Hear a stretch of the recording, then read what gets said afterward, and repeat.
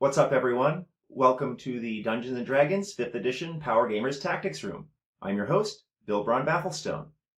So today we are going to be doing a deep dive into cantrips. Having a powerful cantrip loadout is very important in this game because it is a spellcaster's totally renewable resource, something they can cast over and over and never run out. They're not as powerful as spells that consume slots, but slots come with an opportunity cost, so the more powerful cantrips you have available, the more often you will be able to turn to them and possibly reserve a spell slot for a later encounter. So again, very important to have powerful cantrips. To that end, I have rated them. I use a 1 through 10 rating system. For additional granularity, I add a decimal point.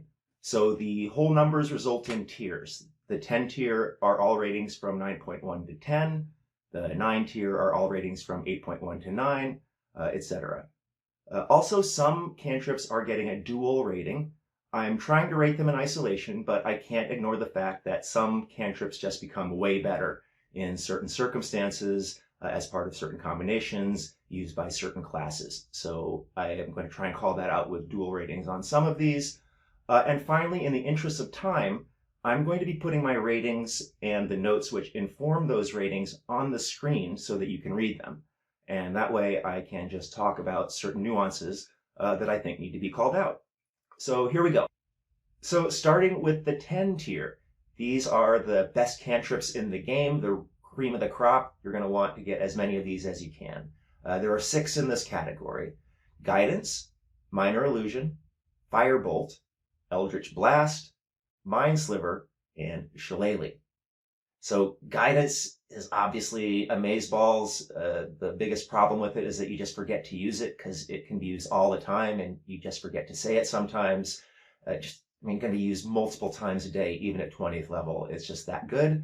Minor Illusion is fantastic. In my opinion, I have it rated very highly, but some of this is going to depend on how your DM rules illusions. I have spoken to GMs who seem to consider this spell to be more concealment than the illusion of total cover, by which I mean they will have enemies shoot into it at disadvantage, but the attack will pass through. It's going to reveal it as an illusion, and it is essentially a one-shot defense.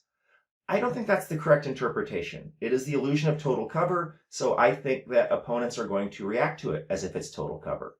And I think no archer ever, for example, is going to tell himself, I'm going to shoot into total cover hoping to break my arrow, only to be surprised that it passes through, revealing an illusion, and maybe even hitting the guy behind.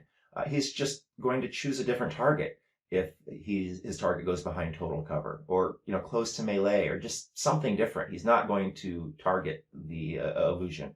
So to me, as long as the caster doesn't reveal himself by casting or attacking through the illusion, then he should basically gain the effects of total cover, at least from the perspective of his opponents.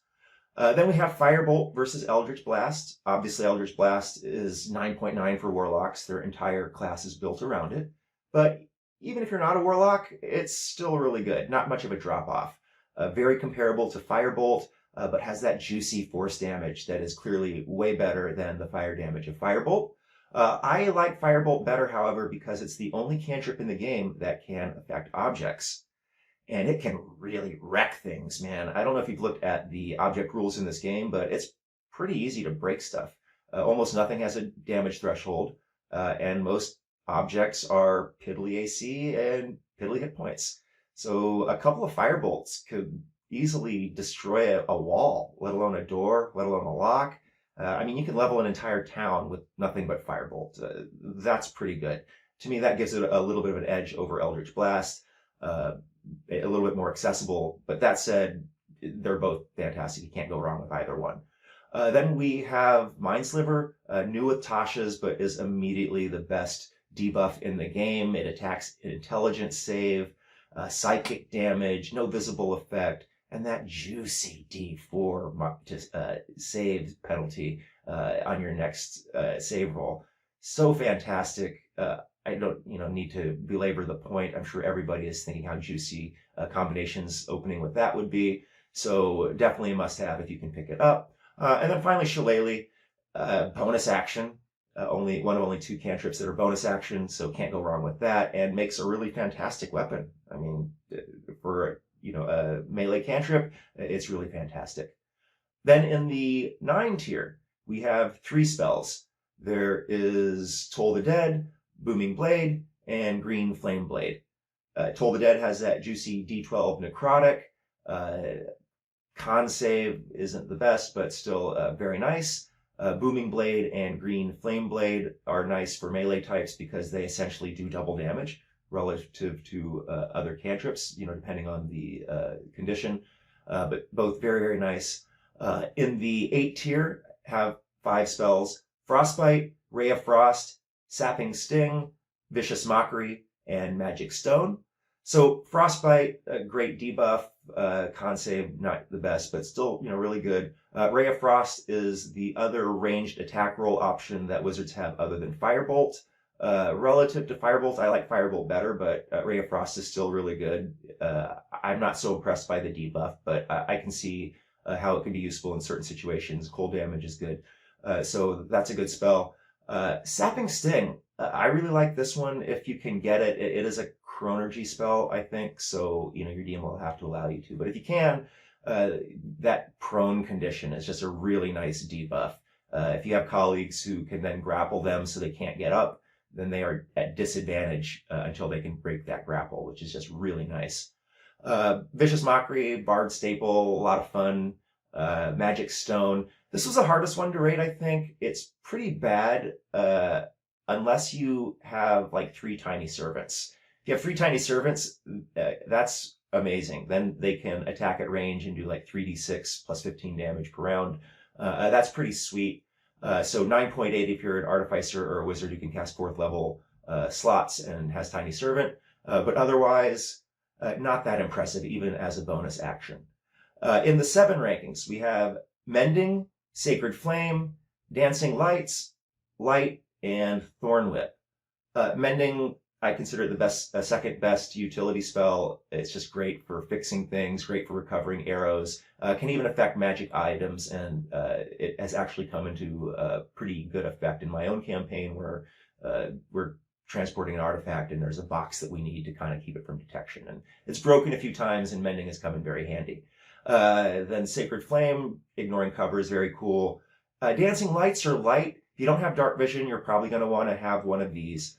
Of the 2, I like Dancing Lights the best.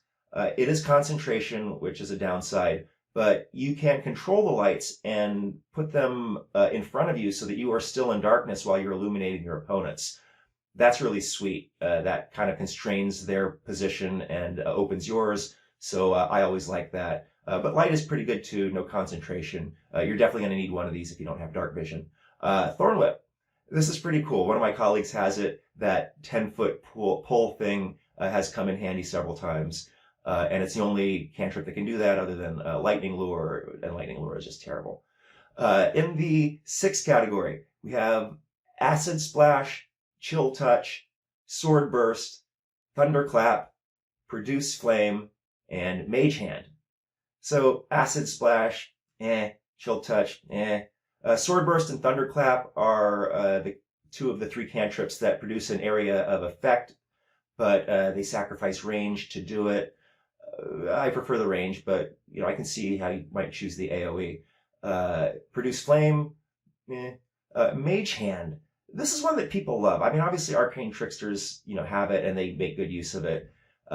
But otherwise, I just think it's very overrated relative to other options. I mean, there's not much you can do with it that you can't do with an Unseen Servant, with your Familiar, with a Firebolt. So I don't generally like it that much. In the 5 category, we have Word of Radiance, Message, Poison Spray, and Friends. Word of Radiance is one of those area of effect ones, but it's worse because it requires sight. The other 2 don't. Message, I mean, I can see it being useful. It is useful, but I think you can just do it better, right? Use Tiny Servant, send your Familiar, write stuff down. You don't necessarily need to sacrifice a cantrip slot for it. I mean, if you take this, that means you're just not taking Sapping Sting or something. Then Poison Spray, the D12 is nice, but otherwise horrible. Friends is bad because it creates hostility at the end. There is a subclass that gets rid of that. I forget which one. But if you can get rid of that, then it's really sweet. I mean, advantage on all interactions is like very cool. In the 4 category, we have Mold Earth, Gust, Control Flames, Shape Water, and Lightning Lure. Mold Earth can be cool to create cover if you're on loose dirt. That's probably not going to happen too often. Gust can be cool if you are really creative with that 5-foot push, but it's going to require combinations and such, very short range. Control Flames, that can be interesting if you have a bullseye lantern and get like that 240-foot beam. Shape Water, the freezing part can be cool. Lightning Lure, I don't get this one. They just end up adjacent. It's like, just hit them with a ranged attack or something. In the 3 category, we have Create Bonfire, Shocking Grasp, Infestation, Spare the Dying, and True Strike. Not much to say about these. They're horrible. In the 2 category, same thing. Primal Savagery, Blade Ward, Prestidigitation, Thaumaturgy, Druidcraft. We'll talk about that one. Resistance, and Virtue. Okay, all of those are bad, but Prestidigitation, Thaumaturgy, and Druidcraft. These are pretty popular. I don't know why. There was a day that I would cast Cantrip all the time, and it was tons of fun and very powerful if you were creative. That's not 5th edition. Like, if you read what the spells can do, it's not much. It's not impressive. It's not anything that can't be done with something else. I mean, if you're a flavor character, I guess you can have fun with it. This is the Power Gamer Tactics room, so we don't get Prestidigitation, Thaumaturgy, or Druidcraft. And then Encode Thoughts in the 1 category. What is this? I can't even really think of a use for it unless it's like in a completely contrived scenario. So that's it. That's my rating of the cantrips. You can, read the notes that I have that inform the ratings. But just one man's opinion, and I haven't mastered all aspects of the game. I'm pretty wizard oriented, so it could be that I have missed some cool ways to use some of these. If so, let me know in the comments below. It would be very cool. Anyway, thank you so much. This has been the Dungeons & Dragons 5th Edition Power Gamers Tactics Room. I'm your host, Bill Braun Bafflestone. See you next time.